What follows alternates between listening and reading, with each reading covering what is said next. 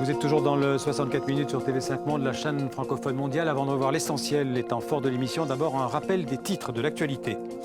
Tension extrême en Afghanistan à la veille du premier tour de l'élection présidentielle. Ce vendredi, une photographe allemande a été tuée et une journaliste canadienne a été grièvement blessée dans une fusillade.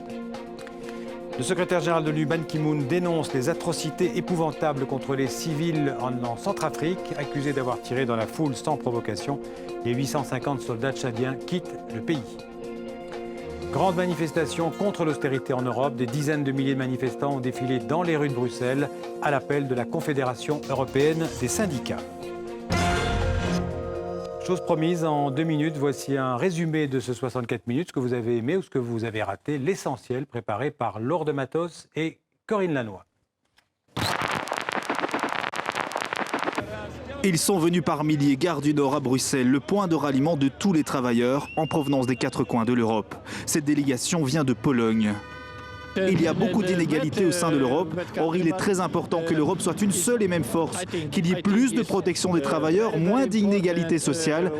Par rapport au dumping social, il y a l'alternative d'imposer des salaires minimums dans chaque pays de l'Union européenne. Et il y a aussi le fait de pouvoir mettre davantage de contrôle par rapport aux travailleurs détachés.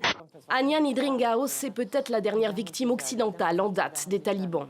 Cette photographe allemande de l'agence AP a été tuée par balle ce vendredi matin. Sa collègue, la journaliste canadienne Katie Gannon, a été grièvement blessée. Les 2 femmes couvraient les préparatifs de l'élection présidentielle dans la province de Rost, dans l'est de l'Afghanistan. Il y a eu cette révélation sur de présumées pratiques de financement politique du mari de Pauline Marois, la chef du Parti québécois.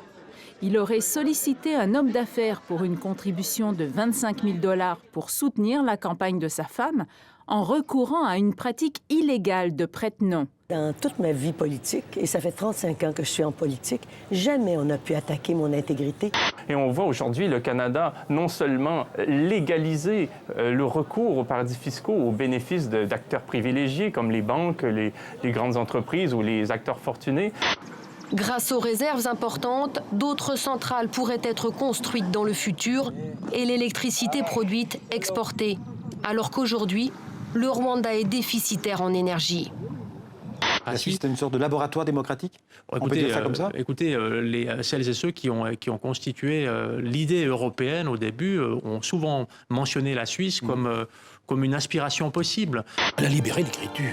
La sensualité, la sexualité aussi, je crois qu'elle est, voilà, elle est bien, elle traduit bien son époque. Le nombre de jeunes femmes qui, à l'heure actuelle, tranquillement, sans se faire des sbroufs, écrivent calmement des histoires érotiques, toutes plus excitantes les unes que les autres, parce qu'un livre érotique doit quand même troubler le lecteur, sinon s'il ne le trouble pas, c'est qu'il est raté. Eh bien, moi, ça me ravit. Comme tous les jours, avant de nous séparer, une pensée pour tous les otages dans le monde et notamment les 6 ressortissants français détenus en Syrie et au Sahel. Vous le voyez, Didier François, Édouard Elias, Nicolas Hénin, Pierre Torres, Serge Lazarevich et Gilberto Rodriguez. Nous ne les oublions pas. Voilà, fin de ce 64 minutes. On se retrouve demain pour un nouveau Monde en français. Restez avec nous sur TV5 Monde. À demain. Merci.